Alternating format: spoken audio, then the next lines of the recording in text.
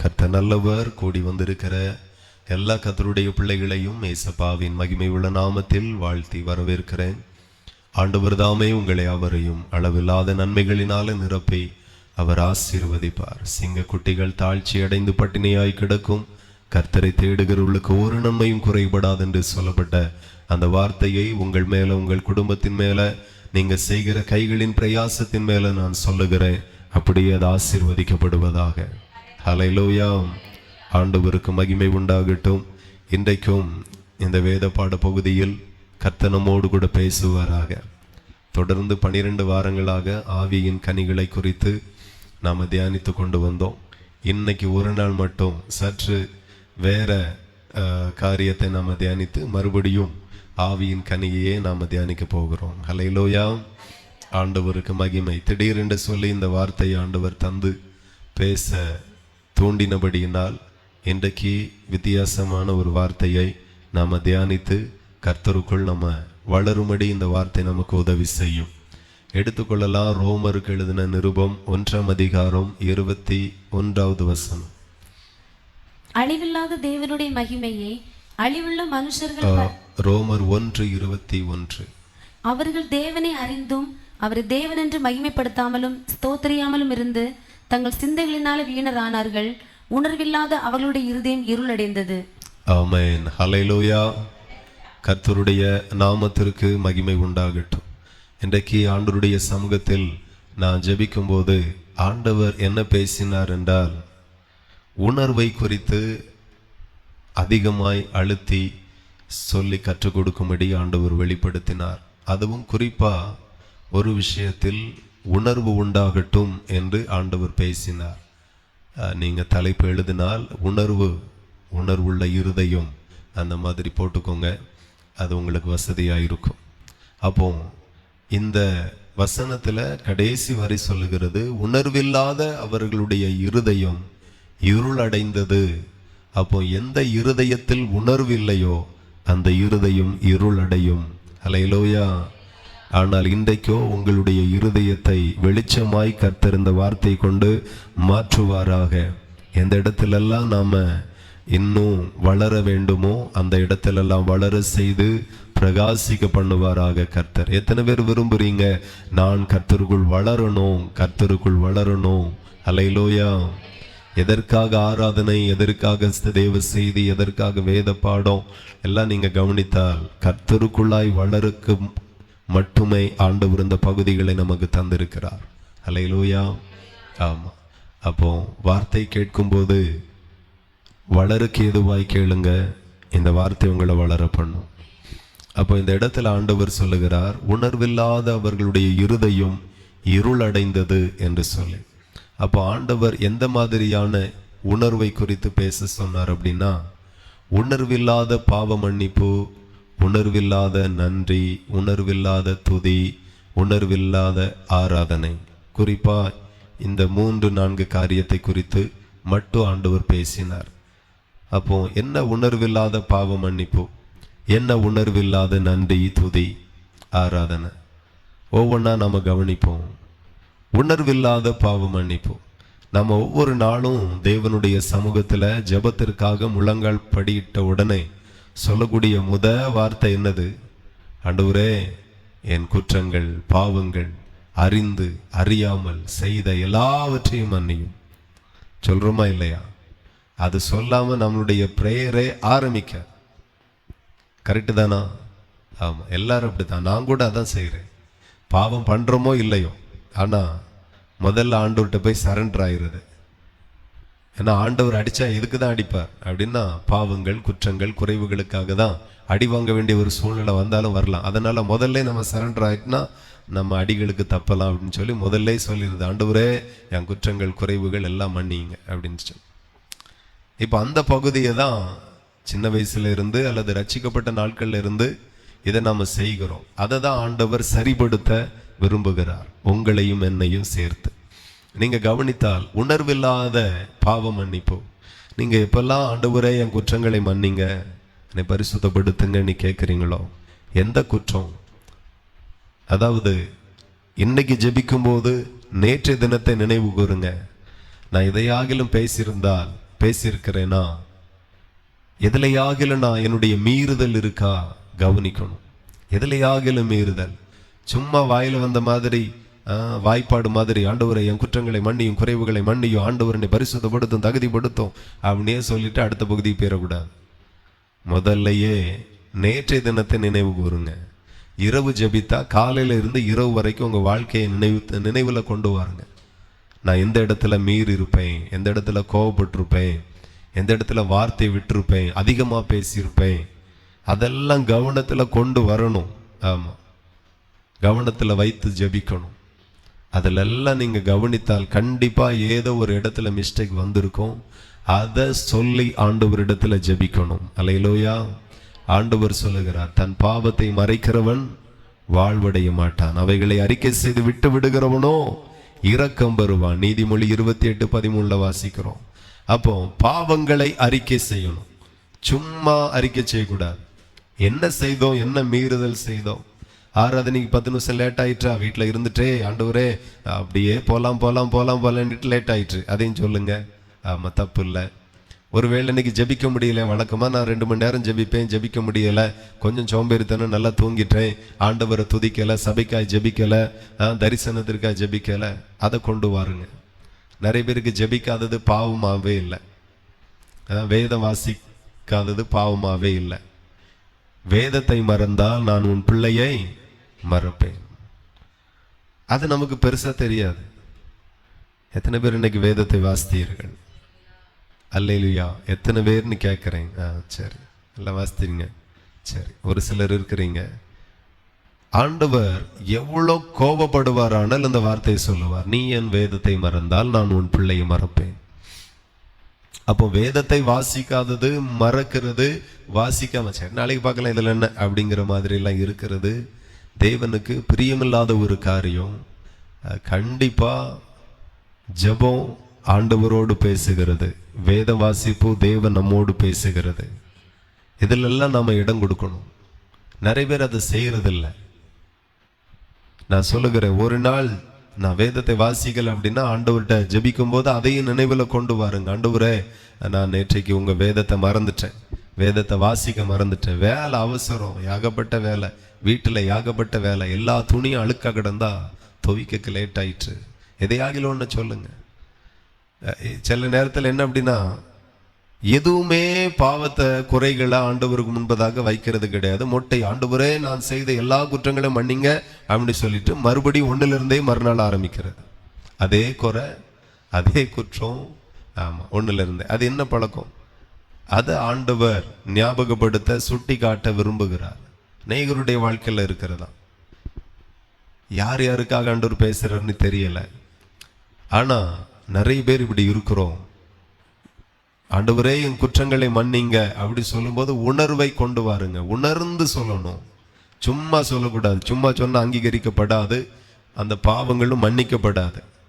உணர்ந்து சொல்லுங்க, நான் இன்னைக்கு இந்த இடத்துல மீறி நடந்துட்டேன், துணிகரமா நடந்துட்டேன் சொல்லணும் நீங்க. அப்பதான் அடுத்த நாள் நீங்க செய்ய மாட்டீங்க. செய்யறதெல்லாம் செஞ்சுட்டு டெய்லி வாழ்க்கை மாறாது. ஆனா ஜெபம் மட்டும் கரெக்டா பண்ணுவோம். ஆண்டவரே என் குற்றங்கள் எல்லாம் மன்னியும்.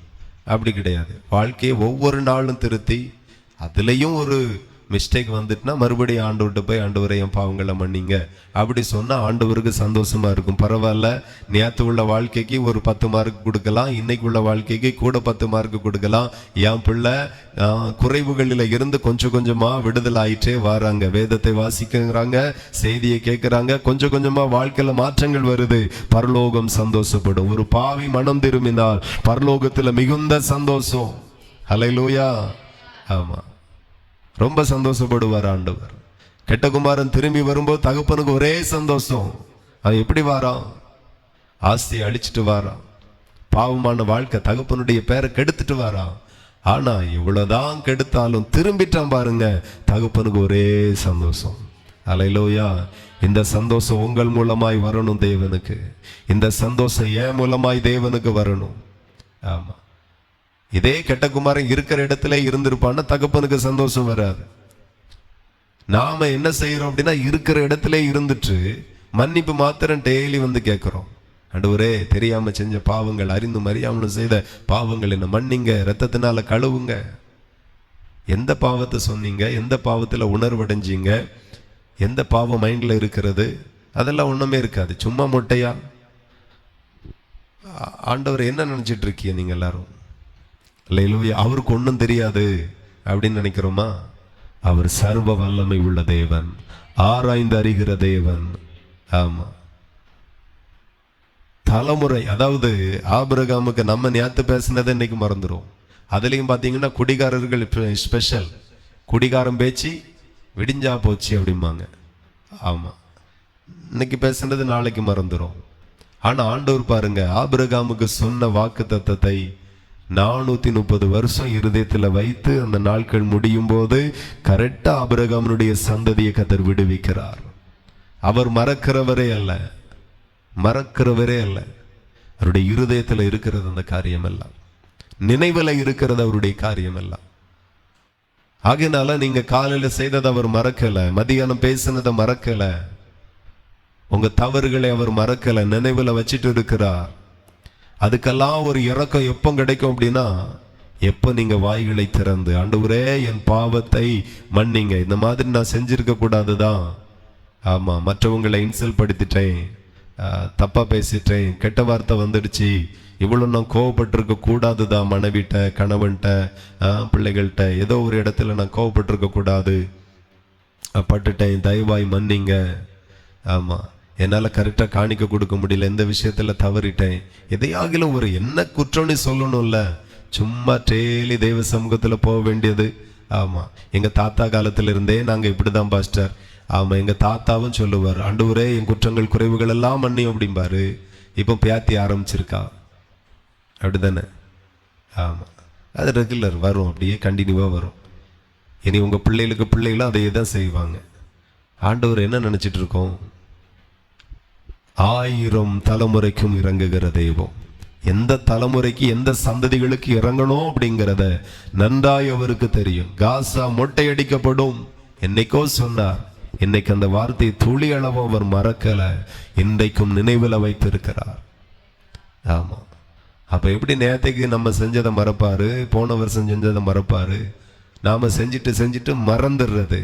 அதுக்கு பிறகு சொல்ற நான் கரெக்ட். எப்படி கரெக்ட் சொல்லுங்க பார்ப்போம். நான் ரொம்ப சரி அப்படின்னு சொல்ல, எந்த விதத்துல சரி? நாம உண்மையிலே தேவனுடைய கண்களில் நமக்கு கிருபை கிடைக்கணும் அப்படின்னா, ஆண்டவர் சொல்லுகிறார், பாவங்களை மறைக்கிறவன் வாழ்வடைய மாட்டான், அவைகளை அறிக்கை செய்யணும். அந்த அறிக்கையெல்லாம் கரெக்டாக தான் நடக்கு. ஆனால் அதில் ஒரு மிஸ்டேக் என்ன அப்படின்னா, விட்டு விடுகிறது இல்லை. இன்னைக்கு பேசிட்டு இன்னைக்கு மன்னிப்பு கேட்டாச்சு, நாளைக்கு பேசுவோம், நாளைக்கு மன்னிப்பு கேட்போம்.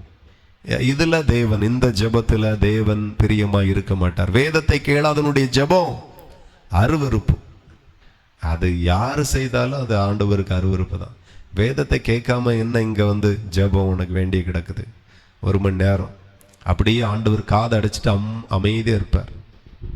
வேதத்தை கேட்க மாட்டாங்களா? ஆனா ஜெபம், பயங்கர ஜெபம், ஆவியில ஜெபம். ஸோ அதை கர்த்தர் ஏற்க மாட்டார். விட்டு விடணும், விட்டு விடுகிற காரியம் நமக்கு வரணும். அது வராம தினந்தோறும் செய்கிற மாதிரியே செய்யாதிருங்க. ஆண்டவருக்கு துளி அளவும் பிரியமில்லை. விடணும், விட்டுட்டு திரும்பணும் தேவனிடத்துல. அதை தான் நாம நீதிமொழி 28:13 வாசிக்கிறோம். வாசிங்க, நீதிமொழி 28 அதிகாரம். தன் பாவங்களை மறைக்கிறவன் வாழ்வடைய மாட்டான், அவைகளை அறிக்கை செய்து விட்டுவிடுகிறவனோ இரக்கம் பெறுவான். ஹல்லேலூயா. அப்போ நம்மளிடத்துல விட்டு விடக்கூடிய ஒரு பழக்கம் நமக்குள்ள வரணும். நேற்று செய்த அதே தவிர இன்னைக்கும் செஞ்சுட்டு, இன்னைக்கு செய்த அதே தவிர நாளைக்கும் செஞ்சுட்டு, நித்தமும் ஆண்டவரிடத்துல போய் நான் அறிந்தும் அறியாமலும் செய்த எல்லா பாவத்தையும் மன்னிங்கப்பா அப்படின்னு சொல்லிட்டு இருக்க கூடாது. இது தேவனுக்கு பிரியமில்லாத ஒரு எரிச்சலான ஒரு ஜெபம், எரிச்சலை கொண்டு வருகிற, எரிச்சலை தூண்டி விடுகிற ஒரு காரியம். உங்க பிள்ளை இப்படி செய்தா எப்படி ஏற்றுக்கொள்ளுவீர்கள்? அல்லேலூயா. ஆமா, டெய்லி முட்டை வாங்கிட்டு வந்து உங்கள்கிட்ட சொல்ல, அம்மா இந்த ஒரு வாட்டி அடுத்த இதில் நான் கரெக்டாக மார்க் எடுத்துருவேன். இப்போ 10க்கு முட்டை வாங்கிட்டு வந்திருக்கிறேன், அடுத்த எக்ஸாம்பிள் நான் கரெக்டாக மார்க் எடுத்துட்டு வந்துடுவேன் அப்படின்னு சொல்லிட்டு, அடுத்த எக்ஸாம்லேயும் பிள்ளை என்ன தான் வாங்கிட்டு வருது சொல்லுங்க? முட்டை, பெரிய முட்டை, 10க்கு 10 முட்டை தான். இப்போ அடுத்தாலே வந்து பிள்ளை சொல்லுது, ஏமா இந்த ஒரு கதை அடுத்ததை பாருங்க நீங்க, அவ்வளவுதான். ஆமா, கரெக்டா திருத்திருவேன் அப்படின்னு சொல்லிக்கிட்டு மறுபடியும் வருது முட்டை. எப்படி இருக்கும்? ரொம்ப சந்தோஷமா இருக்கும்ல, ரொம்ப கஷ்டம். அப்ப ஆண்டவர் என்ன எதிர்பார்க்கிறார் அப்படின்னா, அறிக்கை செய்தால் அதை விட்டு விடணும். ஆமென். அறிக்கை செய்தால் விட்டு விடணும். தன் பாவங்களை மறைக்கவும் கூடாது, அவைகளை அறிக்கை பண்ணணும்.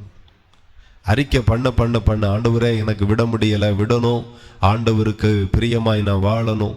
ஆண்டவரோடு நீங்க பேசும்போது ஆண்டவர் அந்த கிருபைகளை தருவார். உணர்வு இல்லாம ஜெபிக்கும் போது ஆண்டவரால் என்ன பண்ண முடியும்? ஸோ நாம செய்ய வேண்டியதை நாம செய்யணும், அவர் செய்ய வேண்டியதை அவர் கட்டாயம் செய்வார். அல்லேலூயா.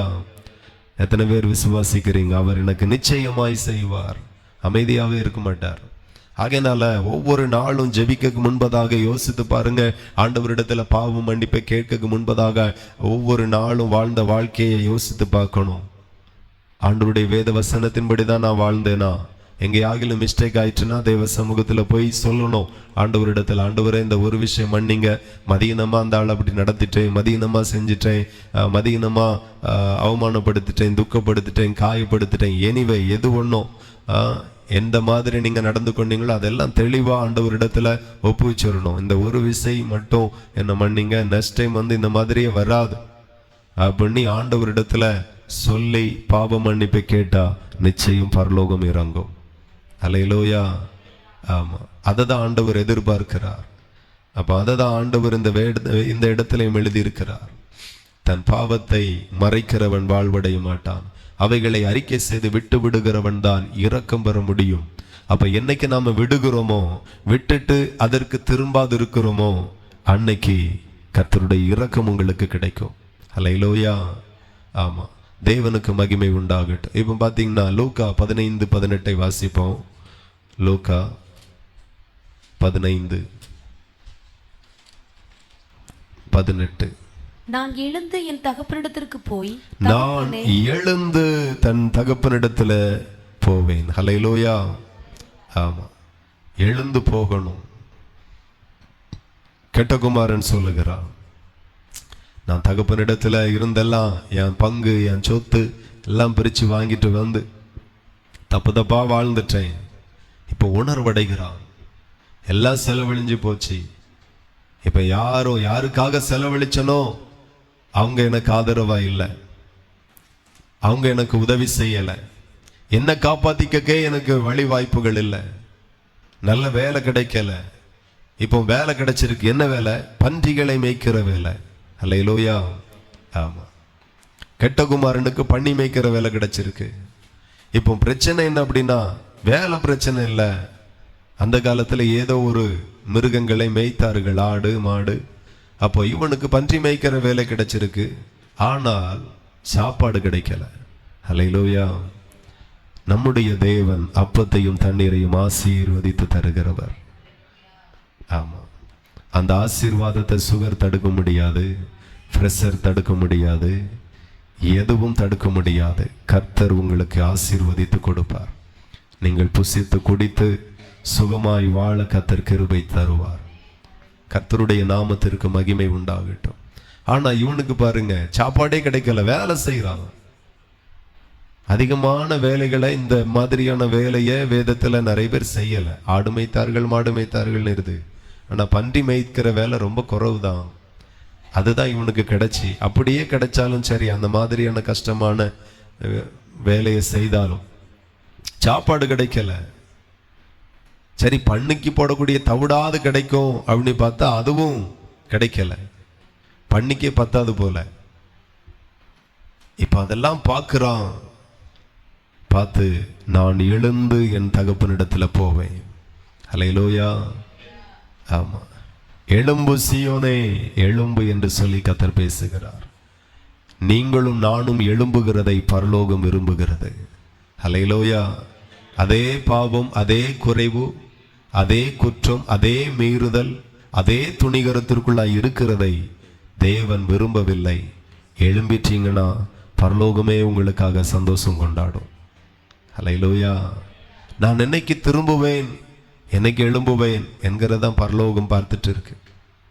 ஏதோ ஒரு அடிமைத்தனத்துல நான் அடிமையாகவே இருக்கிறேன் அப்படின்னா பரலோகம் சந்தோஷப்படாது. பரலோகத்தை நாம சந்தோஷப்படுத்திட்டோம்னா பரலோகம் நம்மையும் சந்தோஷப்படுத்தும். வானத்தின் பலகணிகள் சீக்கிரமாய் உங்களுக்காக திறக்கப்படும். இடங்கொள்ளாமல் போகும் மட்டும் கர்த்தர் உங்களை ஆசீர்வதிப்பார். ஹல்லேலூயா. பரலோகத்தை சந்தோஷப்படுத்துங்க. அப்ப அவன் சொல்லுகிறான், நான் எழுந்து என் தகப்பனிடத்திற்கு போய், தகப்பனே, பரத்துக்கு விரோதமாகவும் உமக்கு முன்பதாகவும் பாவம் செய்தேன் என்று நான் சொல்லுவேன்.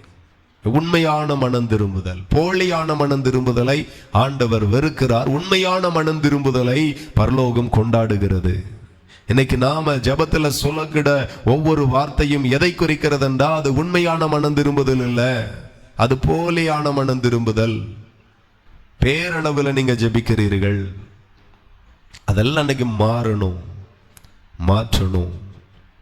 இவன் உண்மையாய் உணர்ந்து சொல்லுகிறான், உணர்வடைகிறான். எந்த இருதயத்திலெல்லாம் உணர்வில்லையோ இருள் அடையும் என்று வேதம் எச்சரிக்கிறது. ஹல்லேலூயா. சோ இருதயம் இருள் அடையக்கூடாது. கர்த்தருக்கு பயப்படுவோம். தேவன் யார்? பயப்படும். வாலிப பிள்ளைகள், இளம் வயதினர், இன்றைக்கு ஆண்டவர் ஒரு காரியத்தை எனக்கு கற்றுத்தந்தார். நீங்கள்லாம் பார்த்தீங்கன்னா தேவனுக்கு முன்பதாக பரிசுத்தவான்கள் பணிந்து குனிந்து எவ்வளோ முடியுமோ. இன்னைக்கு நம்ம ஆட்கள்லாம் சில சபையில் போகும்போது ரொம்ப கஷ்டமாக இருக்கும். கால் அப்படியே நீட்டி செவுறு ஓரமாக சாஞ்சி. இனி அடுத்தால் நம்ம சர்ச்சு கட்டும் போதெல்லாம் இந்த பில்லரை வெளியே போட்டு கட்டணும். ராதபுரத்தில் நான் உள்ளே வச்சு கட்டுறதுனால அது வாக்கில் ஒரு ஆள் சாஞ்சி காலை எனக்கு நேரம் நீட்டிருக்கோம், மிதிச்சிருவோம்ல அப்படின்ட்டு. அது எல்லா சர்ச்சிலையும் அவங்க பலகினா அது ஒரு பக்கம். ஆனால் சரி, சபையிலே இப்படி அப்படின்னா வீட்லேயும் இப்படி தான் ஜெபம் பண்ணச்சல. சும்மா அசால்ட்டாக காலை நீட்டி போட்டு சும்மா ஒரு சைஸாக உட்கார்ந்துட்டு, நான் சர்வ வல்லமை உள்ள தேவனுக்கு முன்பதாக பணிந்து கொள்ளுகிறேன், ஜெபிக்கிறேன். ஹல்லேலூயா. தன் முகம் முழங்காலிலே படுமடி குனிந்து ஜெபிக்கிறான். ஹல்லேலூயா. சும்மா கையளவு மேக எழும்பாது. நான் யாரை நோக்கி ஜெபம் பண்ண வந்திருக்கிறேன் அந்த அறிவு வீட்டிலையும் சரி சபையிலையும் சரி. தேவனுக்கு முன்பதாக சின்ன சின்ன காரியத்தை கூட நாம அதை பெருசா நினைக்கல, இதுல என்ன இருக்கு அப்படிங்கிற மாதிரி தான். தேவ சமூகத்தில் இருக்கிறோம், ரொம்ப பயபக்தியோடு பணிந்து குனிந்து தரை மட்டும் தாழ்த்தி. தாவீது படுத்த படுக்கையானான். ஆனா தாவீதுனுடைய சிங்காசனத்துல எத்தனையோ ராஜாக்களை பார்த்திருக்கான். அந்த ராஜா காலத்துக்கு பிறகு பிள்ளைகள் இருந்தும் பிள்ளைகள் ராஜாக்கள் ஆக முடியல. அப்படி எத்தனையோ சரித்திரம் இருக்கிறது. பக்கத்து நாடுகள்லாம் பார்க்கிறான். முன்னாடி அவன் ராஜா, இப்ப அவன் பிள்ளைகள் அந்நிய ராஜாவுக்கு அடிமைகளா இருக்கிறார்கள். எவ்வளவு வேதனைக்குரிய விஷயம். ஆனா தாவீது முதிர் வயது உள்ளவனாகி படுத்த படுக்கையா இருக்கிறான். அப்போ தன்னுடைய சிங்காசனத்துல தன்னுடைய கர்ப்பப்பிறப்பா இருக்கிற தன்னுடைய குமாரன் ராஜாவாக வீற்றிருக்கிறான் என்று சொல்லி அவன் பார்க்கும்போது அந்த கட்டில கூட குனிந்து தேவனை பணிந்து கொண்டானான். ஹல்லேலூயா.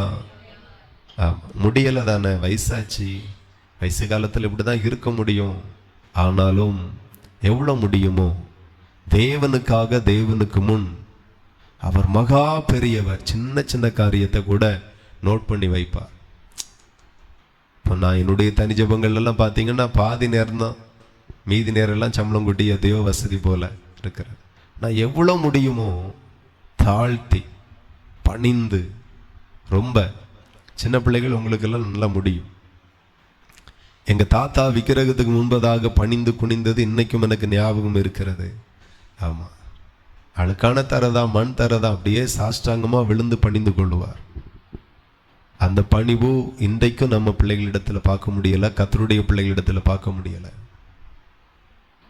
சின்ன சின்ன காரியத்திலையும் தேவனுக்கு முன்பதாக நீங்க அதை செய்யுங்கள், பரலோகம் சந்தோஷப்படும். ஒரு ஜெபம், ஒரு ஆராதனை.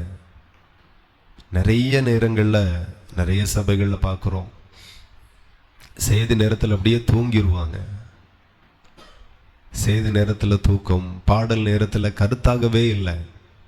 அதான் உணர்வில்லாத பாவ மன்னிப்பு, உணர்வில்லாத நன்றி துதி. 1000 நன்றி சொல்றோம். எதை நினைச்சு சொல்றோம்? எதை உணர்ந்து சொல்றோம்? எதை நினைத்து சொல்றோம்? சும்மா நன்றி சொல்லணுமேனு சொல்றோம். நேரம் போனல 1/2 மணி நேரம் ஜபிக்கக்கு என்ன செய்யணும்?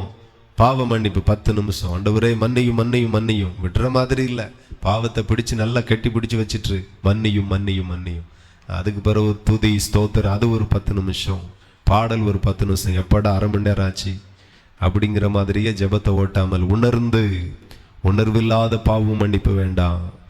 செய்த எல்லா சின்ன பாவமோ, சின்ன குறைவுகளோ, சின்ன மீறுதலோ எல்லாமே கவனத்தில் கொண்டு வருவோம், உணர்வுல கொண்டு வருவோம், சிந்தனையில கொண்டு வருவோம். இதெல்லாம் நாளைக்கு நம்ம வாழ்க்கையில இருக்கவே கூடாது, நாளன்னைக்கு நம்ம வாழ்க்கையில இருக்கவே கூடாது. இத்தோடு ஒரு முடிவுக்கு கொண்டு வருவோம். கர்த்தர் இந்த மீறுதலுக்கு இறங்கி என்னை மன்னித்து என்னை ஆசீர்வதித்து பரலோகம் இது நிமித்தம் சந்தோஷப்படட்டும். அந்த ஒரு உணர்வோடு தேவ சமூகத்தில் முழங்கால் படியிடணும். அல்லேலூயா. ஆண்டவர் பார்க்கிறார். ஆண்டவருக்கு மகிமை. அப்படியே பரிசுத்தவான்கள் எல்லாம் பார்த்தீங்கன்னா அவ்வளோ பணிந்து குனிந்து, தேவன் அப்படின்னா அவ்வளோ பெரிய இடம் இருதயத்தில் இருந்துச்சு. நமக்குள்ளாகவும் அதை மறுபடியும் கொண்டு வரணும். சின்ன வயசுலே கர்த்தருக்கு முன்பதாக ரொம்ப கவனமாக இருக்கணும். விளையாட்டாகவே இருக்கக்கூடாது. அல்லேலூயா. பிள்ளைகள் விளையாட்டாகவே இருக்கக்கூடாது. அல்லேலூயா. பிள்ளைகள் விளையாட்டாகவே இருக்கக்கூடாது. கையிலெல்லாம் வீட்டில் போய் தான் கோலம் போடணும். சரியா? ஆமாம் ஆமாம், வீட்டில் போய் கோலம் போடுவோம். சபையில் வச்சு கோலம் போடாண்டா. சின்ன வயசுலேயே அந்த ஒரு உணர்வு நமக்குள்ள அப்படியே வரணும். தெய்வ சமூகத்தில் இருக்கும்போது ரொம்ப பணிவோடு, ரொம்ப உணர்வோடு, ரொம்ப எச்சரிக்கையாக இருப்போமே. ஆனால் கர்த்தர் ரொம்ப சந்தோஷப்படுவார். அல்லேலூயா. சரி, வசனம் சொல்ல தான் நோட்டில் எழுதணும். வசனம் சொல்லாத நேரத்தில் என் முகத்தையே பார்க்கணும். அல்லேலூயா. ஆமாம், கர்த்தர் நல்லவர். வாசிக்கலாம். இப்போ 19வது வசனத்தை வாசிப்போம். லூக்கா 15:19.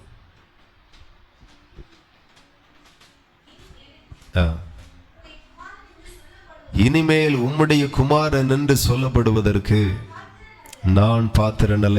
எது நிமித்தம் அந்த வார்த்தை அவனுக்கு வருது? நான் பாத்திரனே கிடையாது. என் தகப்பனுக்கு நான் பிள்ளைன்னு சொல்லக்கு நான் தகுதியே கிடையாது. அந்த அளவுக்கு நான் மீறுதலாக வாழ்ந்துட்டேன். எனக்கு சுத்தமா தகுதி கிடையாதுப்பா. எவ்வளவு உணர்கிறான், எவ்வளவு உணர்கிறான். தகப்பனுடைய சொத்து, தகப்பனை வஞ்சித்துட்டு போன சொத்து இல்ல, இவனுக்கு சேர வேண்டிய சொத்து தான்.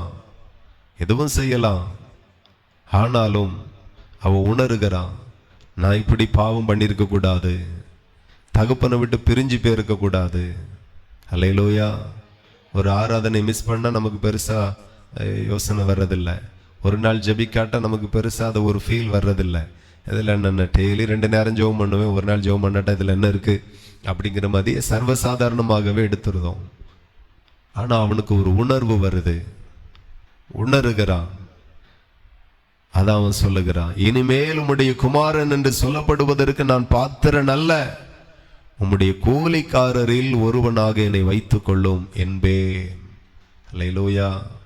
ஆமா, மகனா கூட ஏற்றுக்கொள்ளாண்டா, வேலைக்காரர்ல ஒருத்தன் அப்படி வச்சா கூட போதும் அப்படின்னே போனான்.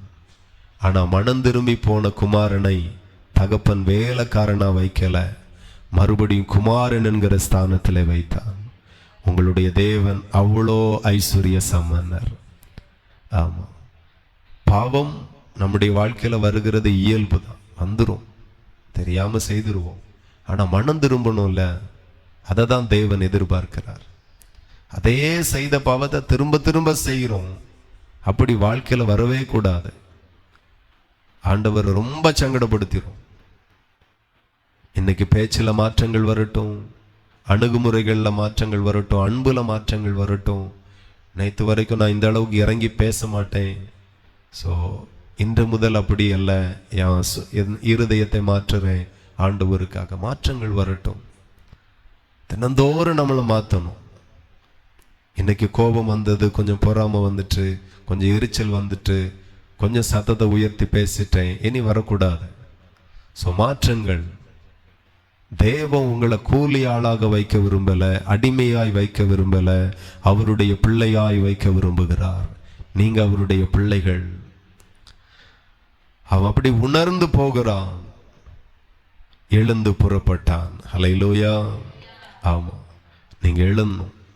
எந்தெந்த குறைவுகளில் இருக்கிறீங்களோ எழும்பணும், எழுந்து புறப்படணும். அந்த இடத்துல இருந்து நீங்க எழும்பணும். அந்த குறைவுகளில் இருந்து, அந்த மீறுதல்ல இருந்து எழும்பணும். இந்த மீறுதல் இனிமே வாழ்க்கையில வேண்டாம், இந்த குறைவுகள் இனிய வாழ்க்கையில இனி வேண்டாம், எழும்பணும். அவன் சொல்லுகிறான், எழுந்து புறப்பட்டு தன் தகப்பனிடத்திலே வந்தான். அவன் தூரத்திலே வரும்போதே அவனுடைய தகப்பன் அவனை கண்டு மனதுருகி ஓடி அவன் கழுத்தை கட்டி கொண்டு அவனை முத்தம் செய்தான். ஹல்லேலூயா. ஆமா, பரிதாபத்தோடு வாரான், ஆனா மனம் திரும்பி வாரான். தகப்பனுக்கு ஒரே சந்தோஷம். நாம தேவனுக்கு நேராக நம்முடைய வாழ்க்கையை திருப்புவோமே ஆனால் தேவன் இவ்வளவு சந்தோஷமாய் நம்மை அணைக்க வல்லவராயிருக்கிறார். ஹல்லேலூயா. இவன் தகப்பனுக்கு நேராக எழுந்து போனான். மறுபடியும் அந்நியனுக்கு நேராக போகல, மறுபடியும் பாவத்திற்கு நேராக போகல, மறுபடியும் தகப்பன் விட்டு வந்த தகப்பன் வீட்டுக்கே போனான்.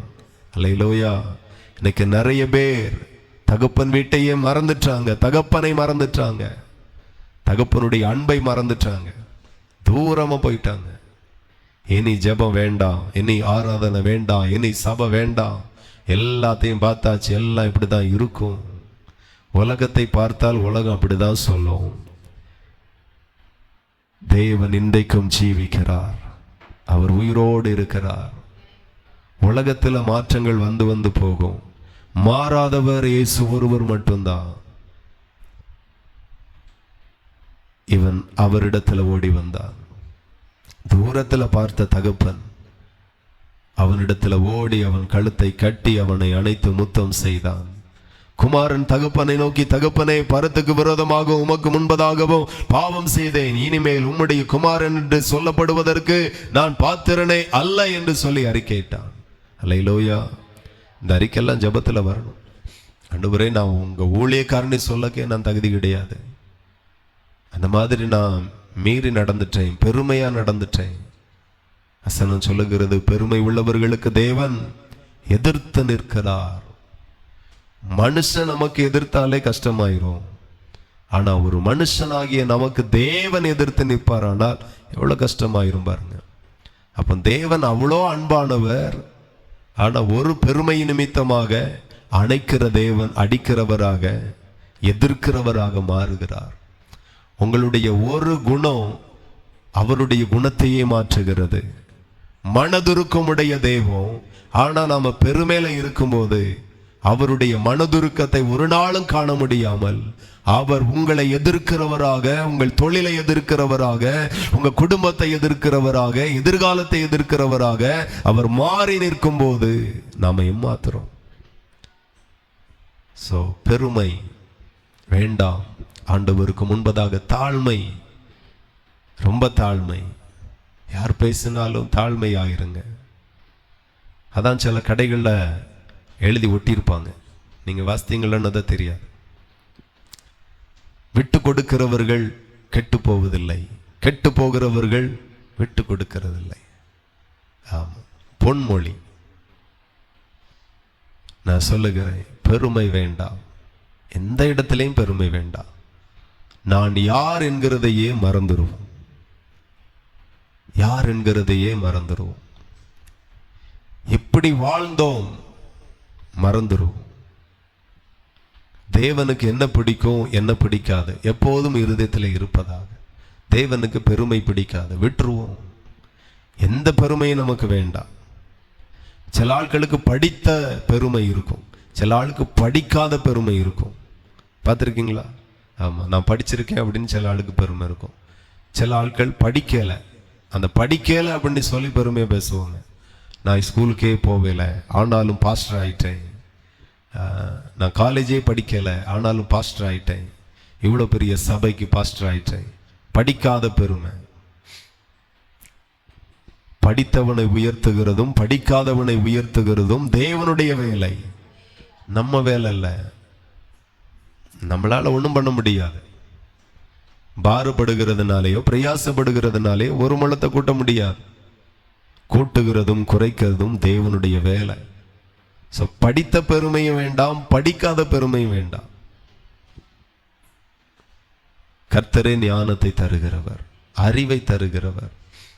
ஒரு சின்ன மதியினம் நடுத்தருவு கொண்டு வந்துடும், நடுத்தருவு கொண்டு வந்துடும். கர்த்தர் தான் எந்த நேரத்துல எவ்வளவு கோவப்படணும், எவ்வளவு பேசணும் என்கிற ஞானத்தை அவர் தான் தரணும். சில நேரத்துல வீட்டுல சண்டை வரும் பாருங்க, சில வீட்டுல எல்லாம். ஆமா, ஒரு நாள் சண்டை, 6 மாசம் பிரிவினை, மறுபடியும் குடும்பம் ஒன்று சேரும், மறுபடியும் பிரச்சனை, வாழ்க்கை முழுச பிரிவு. ஒரே ஒரு மதியினமான பேச்சு, மதியினமான செயல், அவ்வளவுதான் குடும்பமே சின்ன பின்னமாகுது. நம்முடைய குடும்பத்தை இதுவரையிலும் கர்த்தர் மகிமையாய் கட்டி எழுப்பி கொண்டிருக்கிறார். இந்த குடும்பத்தை தந்த, குடும்பத்தை கட்டி தந்த தேவனுக்கு நன்றி. நம்ம எல்லாம் பிரிஞ்சு போன எப்பவுமே போயிருக்கலாம். கர்த்தர் மதியினத்தை அனுமதித்தால் தான். கர்த்தருக்கு பயப்படுகிறதை ஞானத்தில் முதல் ஆரம்பம். ஒவ்வொரு நாளும் பயப்படுங்க. எதெல்லாம் ஆண்டவருடைய வேதத்துல சொல்லப்பட்டு இருக்கிறதோ அதெல்லாம் யோசிங்க. இப்படியெல்லாம் சொல்லியிருக்கு, நான் இப்படி வாழ்ந்திருக்கிறேன், இப்படி நினைச்சிருக்கிறேன், நினைவு கூட வராமல் இருக்கட்டும். மேல நின்று நேபுகாத்நேச்சார் சொல்லுகிறான், நான் கட்டின பாபிலோன் அப்படின்னா. அல்லேலூயா. ஆமா, இது என் கார் அப்படின்னு முடிஞ்சு, இது என் பிள்ளைகள், இதெல்லாம் கர்த்தருடையது. கர்த்தர் வீடை கட்டாராகில் கட்டளுடைய பிரயாசம் விருது. எவ்வளவு கட்டினாலும் நிக்காது. பணம் இருந்து கட்டிட்டேன், வசதிகள் இருந்து கட்டிட்டேன், அப்படி இல்லை. அவர் தான் கட்டி தருகிறவர், அவர் தான் குடியேற்றுகிறவர். எத்தனையோ பேர் சொந்த வீட்டுல இருக்க முடியாம வாடகை வீட்டுல இருக்கிறவர்களையும் நான் ராதாபுரத்தில் நிறைய பேரை பார்த்திருக்கிறேன். அல்லேலூயா. கட்டின வீட்டுல இருக்க முடியல, அந்த வீட்டுல எங்களுக்கு நிம்மதியாகவே இருக்க முடியல. அந்த வீட்டுல என்னைக்கு குடியிருந்தோமோ அன்னையில இருந்தே ஒரே சுகம் இல்லாம வருது. பணம் தங்க மாட்டேங்க, சமாதானம் இல்லை, சுகம் இல்லை. அதை வாடகை கொடுத்தாச்சு, இவங்க இன்னொரு வாடகை வீட்டுக்கு போயாச்சு, அங்க நல்லா இருக்கு.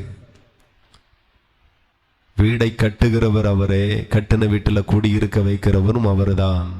அல்லேலூயா. கர்த்தருக்கு முன்பதாக நடுங்குங்க. ஒவ்வொரு நாளும் பயந்து பயந்து வாழுவீர்கள். ஆனால் ஞானத்தை தருவார், அறிவை தருவார். எல்லா இடத்திலையும் நாம ரொம்ப ஞானமாய் செயல்படக்கு அந்த ஞானத்தையும் அறிவையும் பரலோகத்தின் தேவன் தான் தரணும். ஒரு ஊழியக்காரர் இருந்தார். அவருக்கு ஒரு மகன், ஒரு மகள், ஒரு மகன், 2 மகள். மூத்த மகளுக்கு திருமண வயசாகுது. ஏற்ற துணையை தேடினார். அப்போ ஒரு சம்பந்தம் வருது. இவர் நல்ல ஞானம், அறிவு எல்லாம் உண்டு.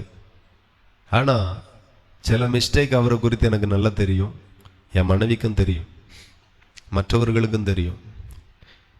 ஆனா எங்களுக்கு தெரிஞ்சதை விட அதிகமாய் கர்த்தருக்கு தெரியும். ஆமா, நம்ம யார கண்ணைக்கும் மறைச்சிடலாம், ஆனா கர்த்தருடைய கண்களுக்கு நம்ம எதையும் மறைக்க முடியாது. அவருக்கு முன்பதாக எல்லாம் வெளியரங்கமா இருக்கிறது, மறைக்கவே முடியாது. பிள்ளை பார்க்குறாங்க, மாப்பிள்ளை பார்க்குறாங்க, பார்த்தாச்சு, பிடிச்சிட்டு இப்போ பிடிச்சா விசாரிக்கணும். இவர் போய் யூனிஃபார்மை பார்த்தார். யூனிஃபார்ம் பார்த்தீங்கன்னா அந்த மாப்பிள்ளையினுடைய யூனிஃபார்ம், எல்லாரும் கோட்டு சூட்டு டை எல்லாம் கட்டிட்டு ஊழியம் செய்கிற நாட்களில் இவர் மட்டும் வேஷ்டியும் ஜிப்பாவும் போட்டிருந்தார். ஓ, இவ்வளோ தாழ்மையான ஆள், பரவாயில்லை, எதுவும் விசாரிக்கண்டா, கொடுத்துரும் அப்படின்ட்டு. ஆமா, கடைசியில் அந்த ஆள் எப்படின்னா ஆட்டுத்தோல் போர்த்தினா ஓனாய் மாதிரி தான் கிட்டத்தட்ட. 1 வருஷம் நல்லா இருக்குல்ல, இன்றைக்கும் சேரல, எல்லாம் பிரிஞ்சு போயாச்சு. பக்கத்துல சொல்றாங்க, ஒரு வார்த்தை இந்த ஊருக்குள்ள விசாரிச்சா அந்த குடும்பத்தை குறித்து நாங்க சொல்லியிருக்கோம், ஒரு வார்த்தை விசாரிக்கல. ஆனாலும் ஒரு ஆள் போய் சொல்லியிருக்காரு, அந்த குடும்பம் கொஞ்சம் யோசித்து கொடுங்க, விசாரிங்க. அதெல்லாம் வேண்டாம், வேஸ்ட் ஜிப்பா போட்டிருக்காரு, எவ்வளோ உண்மையாக இருந்தால் அந்த வஸ்திரத்தெல்லாம் போட்டு ஊழியம் செய்ய முடியும்? ஒரு வாலிப தம்பி இப்படி ஊழியம் செய்கிறாருன்னா கரெக்டாக இருப்பார். அவர் ஏமாந்தது வேஸ்ட்டு ஜிப்பால. அல்லேலூயா. ஆமாம், ஒரு சின்ன மதியினம் தான் ஒரு பிள்ளையினுடைய வாழ்க்கையே முடிஞ்சு. நம்ம எதையோ பார்த்துட்டு ஏமாந்துடக்கூடாது. கர்த்தர் அந்த அறிவை தருவார், அந்த ஞானத்தை தருவார், அந்த வாய்ப்புகளை தருவார். நமக்கு வாய்ப்புகளை ஏற்படுத்துகிறது கர்த்தர் தான். இந்த வாலிப பிள்ளைகள் ஒவ்வொரு நாளும் பயந்து தேவனுக்கு பிரியமா இருங்க. மறைவான கண்ணிகளுக்கெல்லாம் கர்த்தர் நீங்களாக்கி நடத்துவார். வேடனுடைய கண்ணிக்கும் பாழாக்கும் கொள்ளை நோய்க்கும் உன்னை தப்பு வைப்பார். எந்த வேடனுடைய கண்ணில நீ விழவே மாட்டாய். அவருடைய செட்டைகளுக்குள்ளாயிரு, அவரோடு இரு. இருந்தா ஏற்ற துணை ஆண்டவர் கொண்டு வருவார்.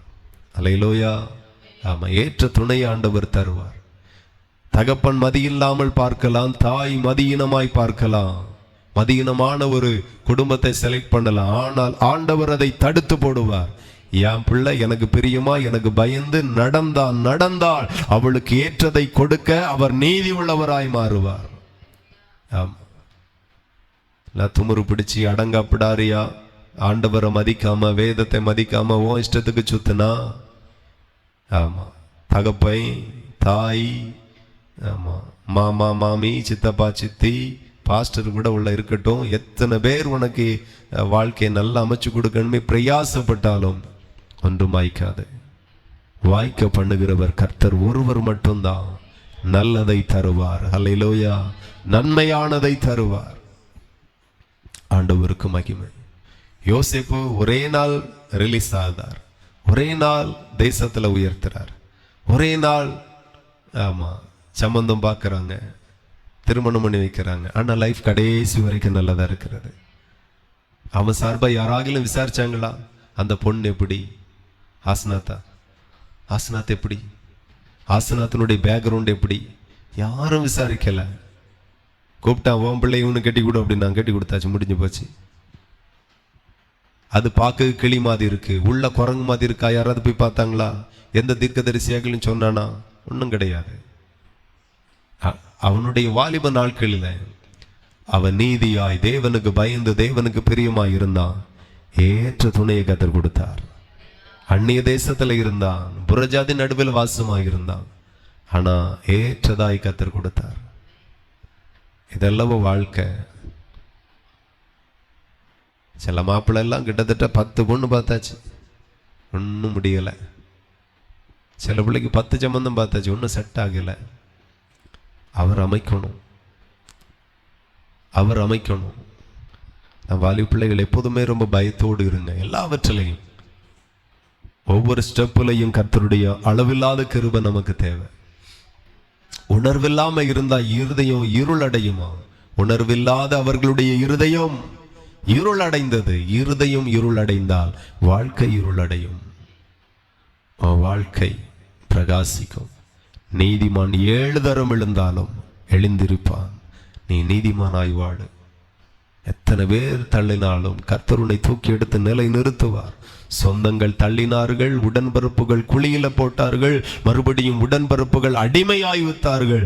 ஆனாலும் அந்த அடிமையாய் விற்கப்பட்டவனை பரலோகத்தின் தேவன் ஆசீர்வதித்து உயர்த்தினார். ஏற்ற துணையை கொடுத்தார்.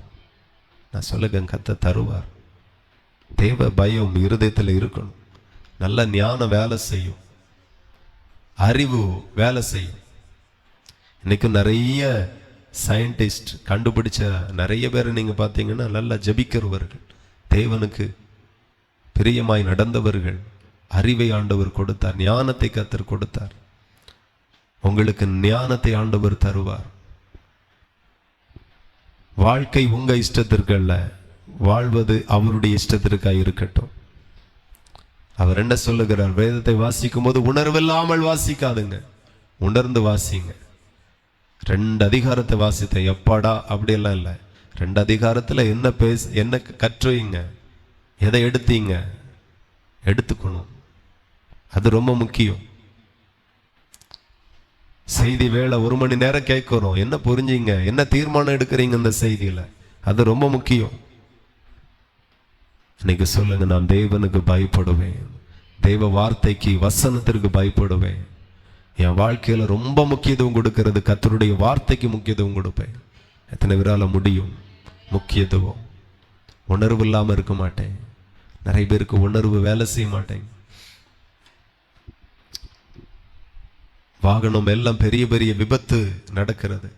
கடந்த நாட்களில் ஒரு ட்ரக்கு பெரிய லோடோட சரிஞ்சு முழிச்சுதான் இருக்கிறார் டிரைவர். நல்ல அனுபவசாலி, ஓரளவுக்கு வயசு, ஓட்டிட்டே இருக்கிறாரு. பின்னாடி மெசேஜ் வந்திருக்கு. திரும்பி எடுக்கக்குள்ள வண்டி கவுந்துட்டு வந்துட்டு போட்டு ஒரு சின்ன விஷயத்துல அறிவு ஆண்டவர் கொடுக்காததுனால ஆள் இப்ப எங்க கிடக்குறாரு? ரோட்டுல. வண்டி எங்க கிடக்கு? பள்ளத்துல. இதே போல வாழ்க்கை மாறிடும். ஒரு சின்ன அறிவு தான், சின்ன ஞானம் தான். ஹல்லேலூயா. ஆமா, சில ஆட்கள் ஃபேமஸ் ஆகுறாங்க, சோசியல் மீடியாலாம் ஃபேமஸ் ஆகுறாங்க. என்ன செஞ்சிட்டாங்க? ஹல்லேலூயா. பிலிப்பைன்ஸ் ஏதோ ஒரு நாடுன்னு நினைக்கிறேன். ஒரு பையன் படகு போட்டியில படகு முன்னாடி நின்று ஒரு டான்ஸ் ஆடுறான். பயங்கர வைரல். ஹல்லேலூயா. ஆமா, அடுத்தானே என்ன ஒருத்தன் சொல்ல, ஏக குமாபட்டி வாங்க அப்படிங்க, ஃபேமஸ் ஆயிரு. நிறைய ஒரு சின்ன அறிவு தான் எங்கேயோ போயிருந்தானுங்க. கர்த்தர் நல்லவர். சில தாய்மார்களுக்கெல்லாம் புரியல என்ன கூமபெட்டி அப்படின்ட்டு. இதெல்லாம் சோசியல் மீடியால இருக்கிறவங்களுக்கு கொஞ்சம் தெரியும். எப்படி உயர்றாங்க, எப்படி பேர் பிரபலம் அடையுது, எல்லாம் சின்ன சின்ன விஷயம், சின்ன சின்ன அறிவு, சின்ன சின்ன ஞானம். எவ்வளோ பெரிய விபத்து, ஒரு சின்ன அறிவு, ஞானம் இல்லாம செயல்படுறாங்க, விழுந்து போகுதாங்க. ஸோ தேவனுக்கு பயப்பட பயப்பட அறிவை தருவார், ஞானத்தை தருவார். ஆண்டவர் தான் நம்மளை உயர்த்தணும். ஆகவே இதெல்லாம் புரிந்து கொள்ளுங்கள். ஆண்டவர் நம்மளை எனி டைம் கண்காணிக்கிறார். ஏசாயா அப்படியே இவன் போனான், அப்படியே தகப்பன் அவனை ஏற்றுக்கொள்ளுகிறான். வாசித்தால் 21 மூடி வச்சுட்டேளோ, இப்படியே ஒரு நம்பிக்கை தான், 8 முடிச்சிருவார் அப்படின்ட்டு. குமாரன் தகப்பனை நோக்கி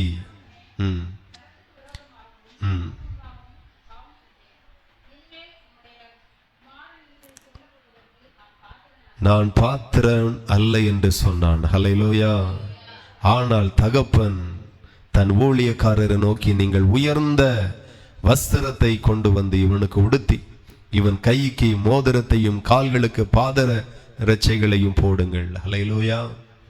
ஆமா, செருப்பு கூட இல்லாம வந்திருக்கிறான். ஒரு பெரிய வசதியான வீட்டு பிள்ளை, செருப்பு கூட இல்லை, பாதரட்சை இல்லை, நல்ல வஸ்திரம் இல்லை, நல்ல சாப்பாடு இல்லை. எல்லாம் போடுங்க, கொளுத்த கந்தை கொண்டு வந்து அடியுங்கள், நாம் புசித்து சந்தோஷமாயிருப்போம்.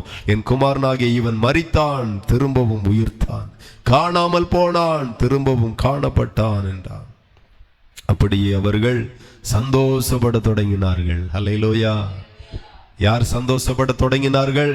தகப்பனும் சந்தோஷப்படுகிறார், கூடவே யார் சந்தோஷப்படுகிறார்? குமாரனும் சந்தோஷப்படுகிறார். அந்த வீடே சந்தோஷப்படுகிறது.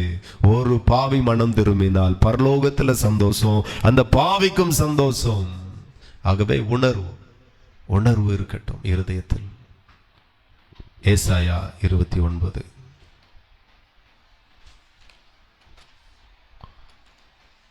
ஏசாயா 29:13.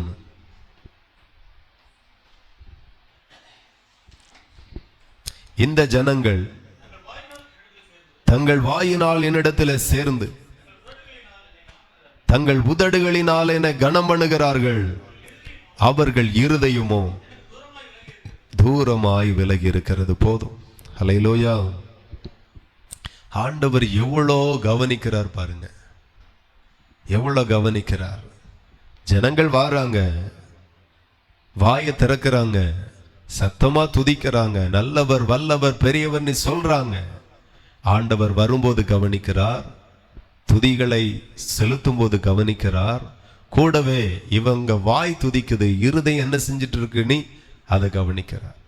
அப்ப ஆராதனை வரும்போது கர்த்தர் உங்களை கவனிக்கிறார். ஹல்லேலூயா.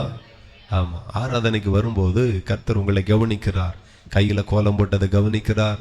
பேச்சை திருப்பிட்டே இருக்கிறத கர்த்தர் கவனிக்கிறார். தூங்குகிறதை கவனிக்கிறார். ஆமா, பார்க்காத மாதிரியே ஜன்னலுக்கு வெளியே பார்க்கறத கர்த்தர் கவனிக்கிறார். அல்லேலூயா. எல்லாத்தையும் கவனிக்கிறார். நம்ம நினைக்கிற ஒன்றும் தெரியாத ஆண்டவர், அவர் எங்கேயோ இருக்கிறாரு, நாம புஷ்பபுரத்தில் இருக்கிறோம் அப்படின்னு நினைப்போம். நீங்க எங்க இருந்தாலும் கர்த்தர் உங்களோடு இருக்கிறார், கவனிக்கிறார். இந்த இடத்துல பாத்தீங்கன்னா, இந்த ஜனங்கள் தங்கள் வாயினால் என்னிடத்துல சேர்ந்து தங்கள் உதடுகளினால் என்னை கனம் பண்ணுகிறார்கள், அவர்கள் இருதயமோ எனக்கு தூரமாய் விலகி இருக்கிறது. இருதயத்தை பார்க்கிறார். உணர்வில்லாத இருதயம் இருளடையும். யாருடைய இருதயமா இருந்தாலும் உணர்வு இருக்கட்டும். உணர்ந்து நான் கர்த்தருடைய ஊழியக்காரன், உணர்வு. நான் கர்த்தருடைய பிள்ளை, உணர்வு. எப்படி வாழணும் வாழக்கூடாது, உணர்வு. வேதம் என்ன சொல்லுகிறது?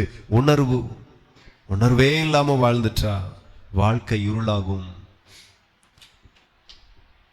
ஆண்டவர் கவனிக்கிறார். இருதயமோ தூரமாய் விலகி இருக்கிறது, அவர்கள் எனக்கு பயப்படுகிற பயம் மனுஷர் மேல, மனுஷராலே போதிக்கப்பட்ட கற்பனையாய் இருக்கிறது. ஆண்டவர் எல்லாவற்றையும் கவனிக்கிறார்.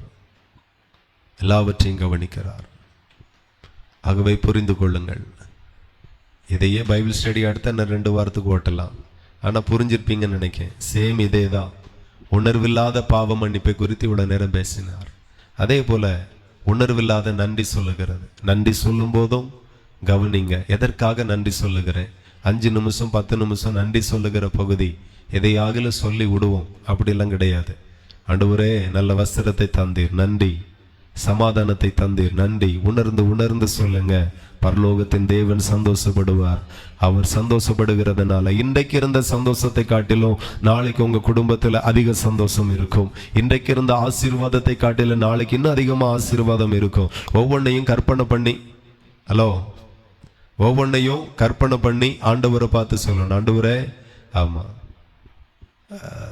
அது என்ன பெரம்பானே, ஆமா நான் அவர்களை கிடைக்கும் பார்த்துங்க, ஒன்று காணிக்க தந்துட்டீங்கன்னா மித்ததை நான் பார்த்துக்குவேன்.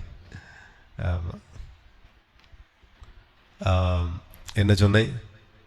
சரி, உணர்ந்து சொல்லணும். ஆண்டவரே ஆராதனை, சும்மா நன்றி நன்றி அப்படி சொல்லிட்டு இருக்க கூடாது.